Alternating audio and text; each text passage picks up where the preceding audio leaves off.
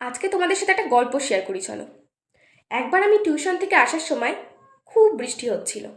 আর তখন কিছু জায়গায় কাদা জল জমেছিল, আবার কিছু জায়গায় ভালো জলও জমেছিল।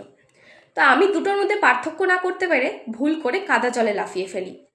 আর তারপর তো আমার ড্রেস, আমার ব্যাগ সব কিছু প্রচণ্ড নোংরা হয়ে যায়, আমি নিজেও নোংরা হয়ে যাই।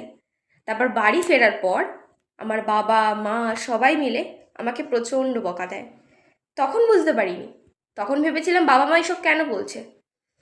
তারপরে রিয়েলাইজ করেছিলাম যখন একটু বড় হই, তখন বুঝতে পেরেছিলাম যে জলটা সত্যিই কাদা ছিল, নোংরা ছিল।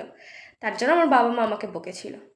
তাই এখন যখন বড় হওয়ার পর সেটা রিয়েলাইজেশন হয়েছে, তাই যখনই আমি কাদা জল দেখি আমি সব সময় সেটার থেকে দূরত্ব মেনটেন করি।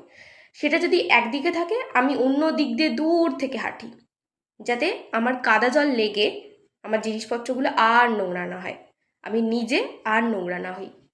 আর ওই কাদা জলটা ভাবতো আমি বোধহয় তাকে ভয় পাচ্ছি, তার জন্য তার থেকে দূরে দূরে থাকছি। আর এই গল্পটা কোনো কাদা জল বা ভালো জলকে নিয়ে ছিল না।